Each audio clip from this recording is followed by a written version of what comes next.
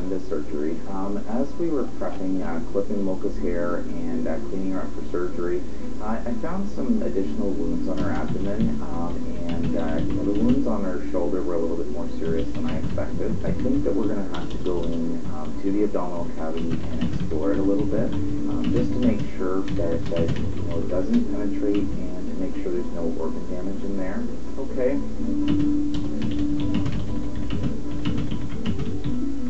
Coming up on ER VETS. Yeah, this poor dog got a really nasty bite. It was a lot worse than I was expecting.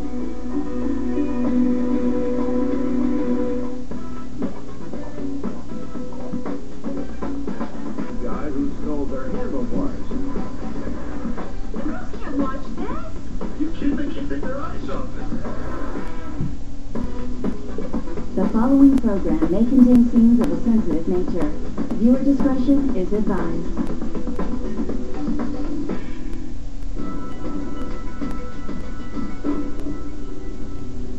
Before the break on ER VETS, Dr. Gray began eye surgery on Winston, and Dr. Forbes' team discovered additional bite wounds on Mocha. In the OR prep area, Dr. Forbes scrubs up and prepares for what could be a complicated surgery. So basically, I told Mocha's owner that there's a wound I'm concerned about in the abdomen. There's a little piece of fat that's hanging out of one of the wounds. It's possible that it's actually from inside the abdomen, and that is a real concern. Meanwhile, in OR 3, Dr. Gray continues to work on Winston's eyes. I've used one technique called a tacking technique to try and tack it down using non-absorbable sutures. That suture will hopefully stay there forever and help keep that gland down. I'm also doing what's called a modified Morgan pocket technique to try and tuck it in behind, or kind of fold it in on itself. That suture that I'm using is absorbable.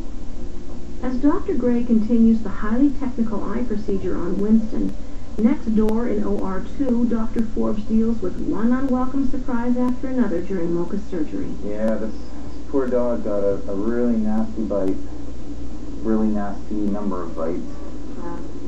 I just hope the tissue here doesn't die. It's a lot of dead space.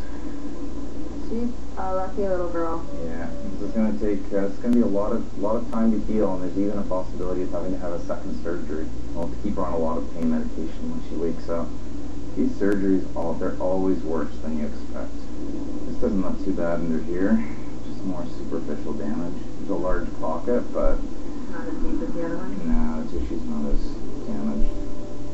As Dr. Forbes presses on to see just how extensive the damage is to little Mocha, Dr. Gray is finishing up with Winston's eyes.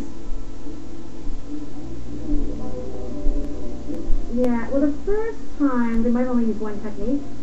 With these guys, I always do both techniques right away because of the high recurrence rate. Bulldogs and Mastiffs are notorious for these recurring. Again, let's get rid of that so it looks a little bit better. Red Bulldog. But they're where they're supposed to be. They've each had 2 procedures done on them to make it less likely for this to recur again. But sometimes it doesn't even matter what we do. Every once in a while it will still recur. Hopefully Winston will be lucky and not have another problem. With surgery now complete, Winston is taken to recovery. Meanwhile, Dr. Forbes is set to wrap up Mocha's surgery. Okay, Val, we All are done? finished.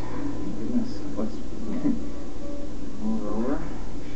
Alright, So- clear all up. So I just finished surgery on Mocha.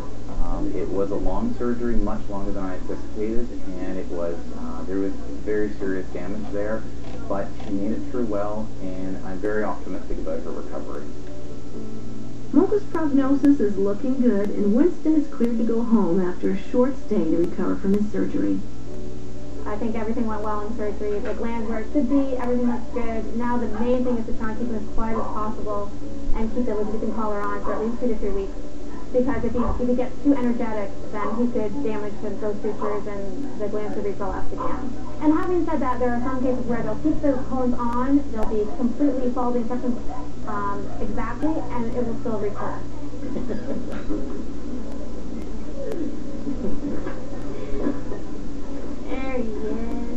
Oh, he finally coming home. You have no idea what was yesterday, like without him yesterday, it was nightmare. Yeah, it was hard. We're not used to being without him, and he's only, what, 8 months old, and he's sort of taken over our life really quite dramatically. His eyes look terrific, though. Absolutely terrific. Dr. Gray, excellent. Here he is. He's fine. As Winston leaves the VEC, a recovering Mocha is also ready to go home with her new owner. Say goodbye to Mocha. Still in shock from the whole incident, to be honest, but I'm grateful. I can't put it into words how grateful I am that she's pulling through, because all I see for the past few days is that vision of that Akita ripping my dog apart. Seriously, that's all. Like, I close my eyes, that's what I see. When I wake up, that's what I see. You know what I mean? I think about that. There she is. There she is. You're silly. Now it's just a matter of making sure there's no infection and making sure that the surgery, all the skin heals back down properly. She's looking good now, right? Yeah, I think she feels good too, and I think she'll be happier at home. Okay, we'll talk to you later. Okay. Give us a call if you have any other worries. You guys have been great. Okay, take care. Goodbye now. Everyone at the DEC has been incredible. Really, this whole clinic is amazing. You gonna give me a